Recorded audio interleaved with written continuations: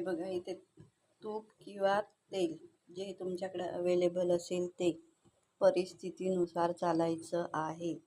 तर हे बघा 2 मोठे चमचे तूप नव्हे तेल टाकलेलं आहे. आणि हे बघा जिरं टाकते 1 टीस्पून. ते टाकते मिरची. इथे टाकते बटाटा. आज आहे संकष्टी. बघा अशी छान ढवळायची. काही जणांचा असा समज आहे की तेल टाकल्यावर खिचडी सुटत नाही, पण खिचडी सुटते छान. एवढाच तुपाचा चांगला वास येतो घुमघुमून. पण आपल्या जशी परिस्थिती असेल तसं वागायचं असतं.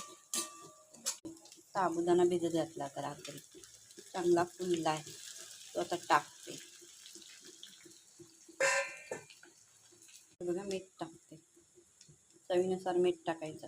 त्यावर छान पाण्याचा हक्का मारायचा, कारण एकदम कोरडे कोरडे झालेले साबुदाणे, त्यातलं पाणी खूप सारं गेलेलं आहे. त्याच्यामुळे असं हक्का मारायचा आणि छान ढवळायचं आणि झाकण ठेवायचं 15-20 मिनिटं. त्याच्यात साखर टाकायची, छान ढवळायची. पूड घेतलं, एवढी मोठी वाटी भरून घेतली नाही बघा. आता हे टाकायचं.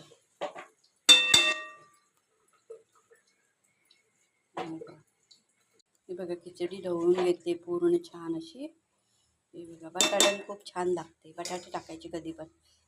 तिचा एक एक दाणा शिजलाय छानपैकी, फुललेला आहे. जर तुम्हाला हवं असेल तर खोबरं टाकायचं, नको असेल तर नको टाकायचं.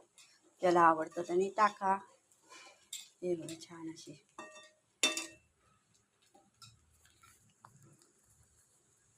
खिचडी तयार आहे.